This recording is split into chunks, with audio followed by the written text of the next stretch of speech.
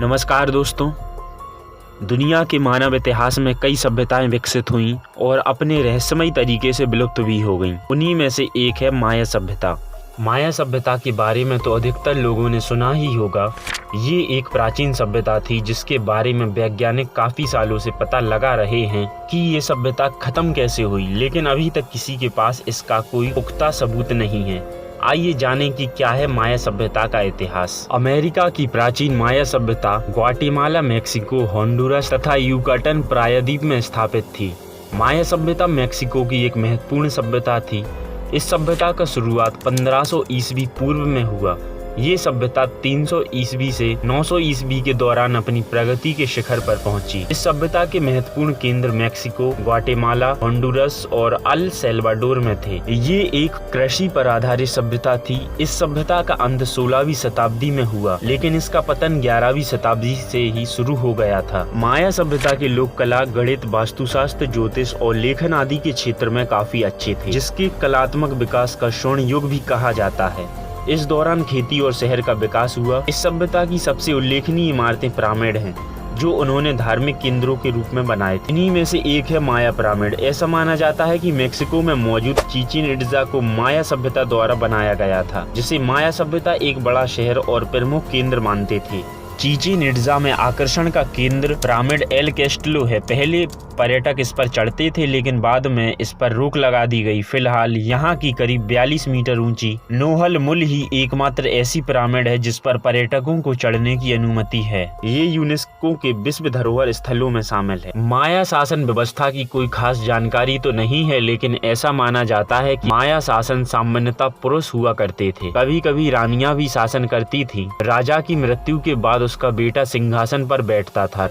राजा का बहादुर होना जरूरी होता था, क्योंकि यहाँ के लोग ऐसा मानते थे कि एक बहादुर राजा ही साम्राज्य का विस्तार एवं उसकी सुरक्षा कर सकता है। राजा के सिंहासन पर बैठते समय देवताओं को प्रसन्न करने के उद्देश्य से जीवित इंसानों की बलि दी जाती थी।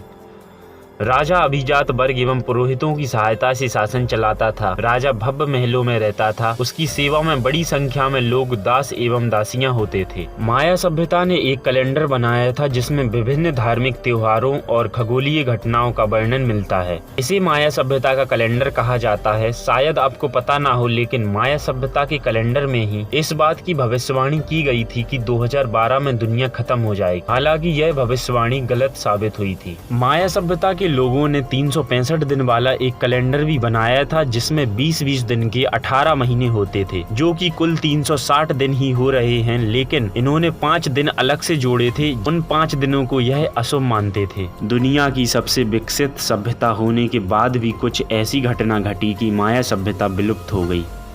8th सेंचुरी के प्रारंभ में पलायन का सिलसिला शुरू हुआ और 9th सेंचुरी के अंत तक पूरी माया सभ्यता खत्म हो गई। हजारों सालों तक फलती फूलती रहने वाली माया सभ्यता अचानक ही 100 सालों के अंदर रहस्यमयी तरीके से विलुप्त हो गई।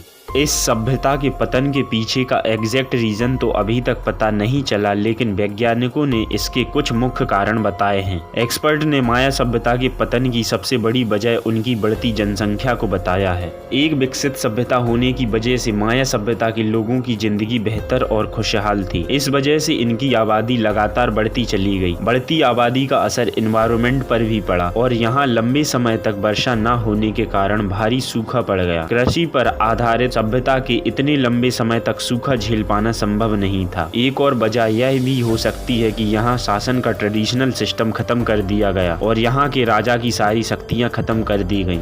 इसका नतीजा ये हुआ कि गहरी आस्था रखने वाले माया सभ्यता के लोग धार्मिक रीति रिवाजों का पालन कम होने लगा। शासन का ट्रेडिशनल सिस्टम खत्म होने के बाद पावर के लिए बड़े बड़े शहरों के बीच जंग छिड़ गई। बढ़ती आबादी, सूखा और युद्ध की मार माया सभ्यता के लोग झेल ना सके और लोग शहर को छोड़कर जाने लगे और 9वीं शताब्दी के अंत तक अधिकांश माया शहर खाली हो गए और फिर ये शहर समय के साथ इतिहास में दबते चले गए। यही वजह है कि 9वीं शताब्दी को माया सभ्यता का अंतिम समय माना जाता है। हालांकि 1500 ईस्वी में स्पेन के हमले के बाद पूरा इलाका स्पेन के कब्जे में आ गया और यहाँ से माया सभ्यता का अंत हो गया।